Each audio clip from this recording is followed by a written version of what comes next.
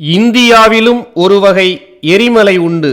அழகான அந்தமானின் தலைநகரம் board பிளேயரிலிருந்து 135 kilometre தூரத்தில் உள்ள ஃபேரன் தீவில் சீறுகிறது ஓர் எரிமலை. பல ஆண்டுகளாக அமைதி காத்த இந்த எரிமலை 2005ஆம் ஆண்டு மே 28ஆம் தேதி முதல் புகைவிடத் தொடங்கியது. 4 நாட்களில் இது வேகமெடுத்தது. மே 31 அன்றே பாறை துகள்களும் லாவாவும் புகையோடு கலந்து வரத் தொடங்கியது. அப்போது அதன் சீற்றம் 90 அடி உயரத்திற்கு இருந்தது. இந்திய புவியியல் விஞ்ஞானிகள் அந்தமான் எரிமலையை தொடர்ந்து ஆராய்ந்து வருகிறார்கள். 2004 டிசம்பர் 26 அன்று சுனாமியை கிளப்பிய சுமத்ரா பூகம்பமும் அப்போது அந்தமானில் ஏற்பட்ட நிலநடுக்கங்களும் எரிமலை பொங்குவதற்கு தூண்டுதல் அளித்திருக்கலாம் என்கிறார்கள். பூகம்பத்தை விட எரிமலைகள் எவ்வளவோ மேல்.